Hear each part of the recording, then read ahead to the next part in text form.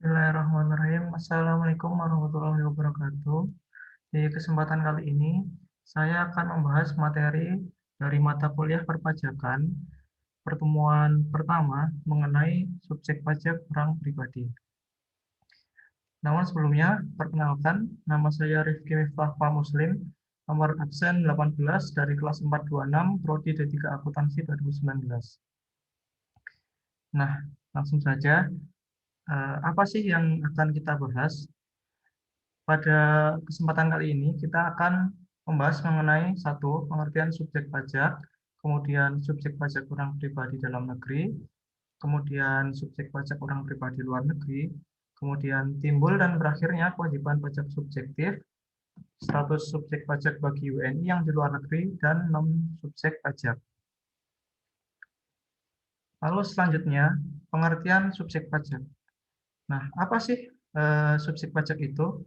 Subjek pajak adalah pihak yang secara hukum pajak mempunyai kewajiban untuk melaksanakan kewajiban perpajakan dan memiliki hak-hak di bidang perpajakan yang dijamin oleh Undang-Undang Perpajakan. Nah, siapa saja yang masuk ke dalam subjek pajak? Dalam pasal 2 ayat 1 Undang-Undang PPH, yang termasuk subjek pajak adalah satu, orang pribadi, kemudian dua, warisan belum terbagi, kemudian badan, dan yang terakhir adalah bentuk usaha tetap atau BUT. Nah, kemudian kita jabarkan lagi pengertian lebih dalamnya. Apa sih yang dimaksud orang pribadi? Orang pribadi adalah subjek pajak dapat bertempat tinggal atau berada di Indonesia ataupun luar Indonesia. Kemudian, apa yang dimaksud dengan warisan belum terbagi? Yaitu satu kesatuan yang merupakan subjek pajak pengganti yang menggantikan mereka yang berhak atau ahli waris. Kemudian pengertian badan. Badan itu adalah sekumpulan orang dan atau modal yang merupakan kesatuan baik yang melakukan usaha maupun yang tidak melakukan usaha. Kemudian yang keempat adalah bentuk usaha tetap. Nah, apa sih bentuk usaha tetap? Bentuk usaha yang yaitu bentuk usaha yang dilakukan oleh subjek pajak luar negeri. Kemudian kita akan membahas mengenai subjek pajak orang pribadi dalam negeri atau SPDN dan subjek pajak orang pribadi luar negeri yang disingkat SPLN. Nah, kita tadi sudah mengetahui definisi subjek pajak. Di subjek pajak itu dibagi menjadi dua, yaitu SPDN dan SPLN. Nah, SPDN sendiri dibagi lagi menjadi tiga, yaitu orang pribadi, badan, warisan belum terbagi.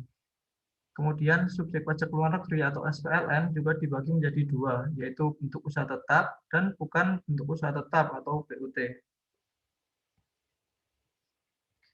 Nah, kita akan mendalami mengenai subjek pajak dalam negeri atau SPDN.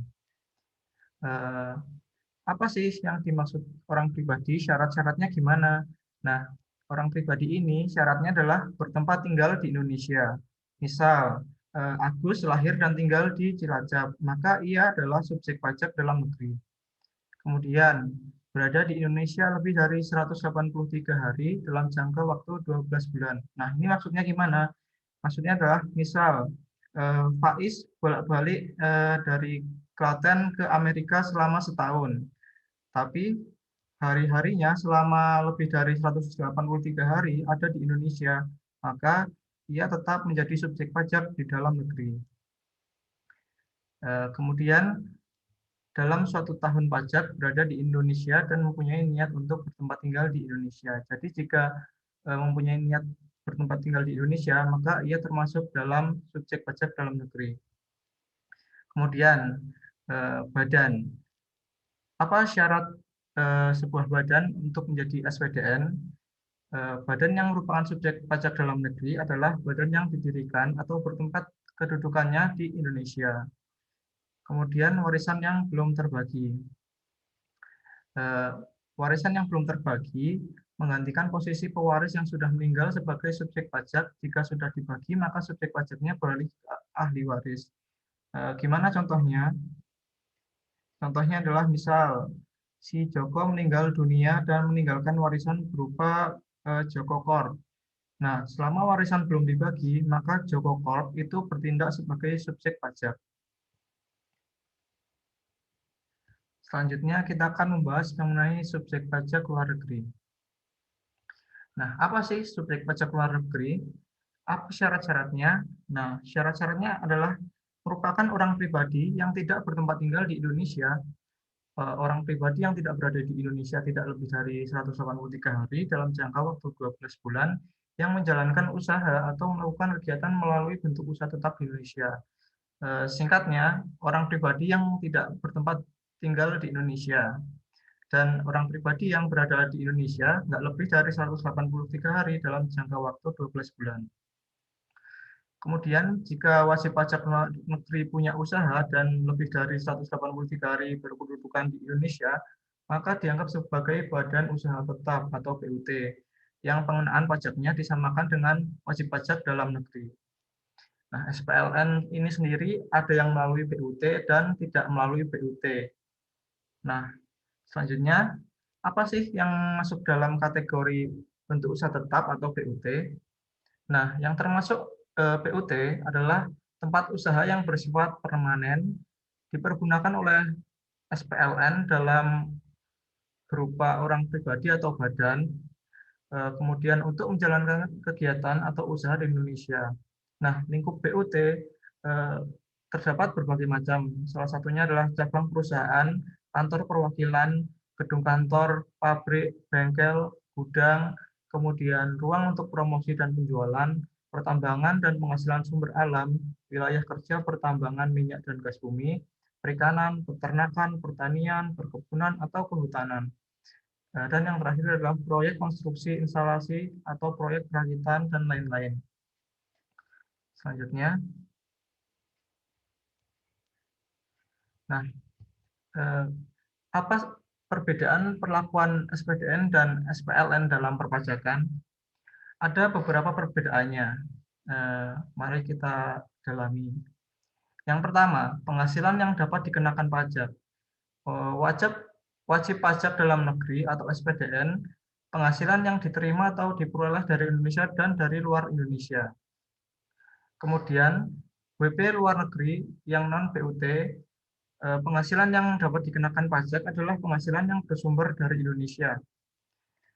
Kemudian, dasar pengenaan pajak atau DPP. DPP WP dalam negeri adalah penghasilan itu, sedangkan WP luar negeri non-BUT adalah penghasilan bruto. Kemudian untuk tarif pajak, WP dalam negeri tarifnya tarif umum, sedangkan WP luar negeri tarifnya sepadan atau tarif proporsional. Kemudian, kewajiban pelaporan pajak. Nah, WP dalam negeri ini wajib menyampaikan SPT tahunan, sedangkan WP luar negeri tidak wajib menyampaikan SPT tahunan.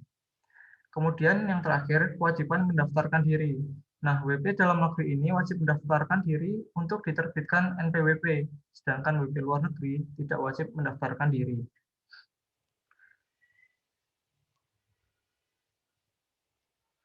Nah, kemudian adalah mulai dan berakhirnya kewajiban pajak subjektif. Kali ini kita akan membahas mengenai mulai dan berakhirnya kewajiban pajak subjektif untuk SPDN maupun SPLN. Yang pertama adalah orang pribadi dalam negeri. Kewajiban pajak subjektifnya dimulai saat ia dilahirkan dan saat berada di Indonesia atau berniat bertempat tinggal di Indonesia, dan berakhir pada saat WP itu meninggal dan meninggalkan Indonesia untuk selama-lamanya. Kemudian yang kedua adalah badan dalam negeri. Kewajiban pajak subjektifnya dimulai saat didirikan atau bertempat kedudukan di Indonesia dan berakhir saat dibubarkan atau tidak lagi bertempat kedudukan di Indonesia. Nah, yang ketiga adalah bentuk usaha tetap atau BUT, dimulai kewajiban pajak subjektifnya saat ia menjalankan usaha atau melakukan kegiatan melalui bentuk usaha tetap di Indonesia yang berakhir saat tidak lagi menjalankan usaha atau melakukan kegiatan melalui bentuk usaha tetap di Indonesia.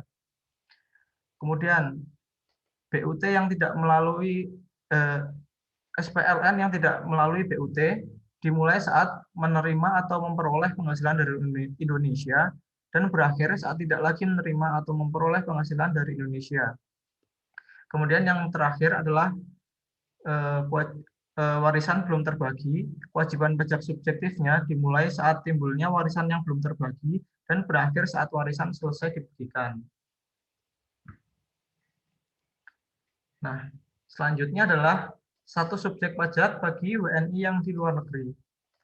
Orang pribadi warga negara Indonesia yang berada di luar negeri dianggap tidak bertempat tinggal di Indonesia.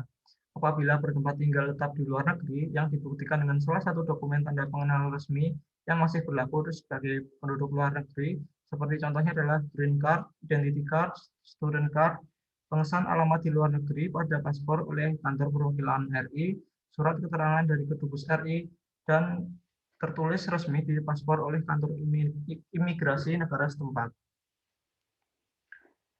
Kemudian kita masuk pada poin terakhir, yaitu non-subjek pajak. Nah, siapa saja yang termasuk dalam kategori non-subjek pajak? Nah, terdapat 4 kategori non-subjek pajak. Yang pertama adalah kantor perwakilan negara asing. Contohnya adalah kedutaan besar. Kemudian yang kedua adalah pejabat diplomatik dan konsulat dengan syarat bukan WNI dan di Indonesia tidak menerima atau memperoleh penghasilan di luar jabatan atau pekerjaannya tersebut, serta negara yang bersangkutan memberikan perlakuan timbal balik. Yang ketiga adalah organisasi internasional dengan syarat Indonesia menjadi anggota organisasi tersebut dan tidak menjalankan usaha atau kegiatan lain untuk memperoleh penghasilan dari Indonesia selain memberikan pinjaman kepada pemerintah yang dananya berasal dari iuran para anggotanya. Kemudian yang terakhir adalah pejabat perwakilan organisasi internasional dengan syarat bukan warga negara Indonesia dan tidak menjalankan usaha, kegiatan, atau pekerjaan lain untuk memperoleh penghasilan dari Indonesia. Nah, sekian paparan materi dari saya. Apabila terdapat banyak kesalahan kata, mohon maaf. Wassalamualaikum warahmatullahi wabarakatuh. Terima kasih.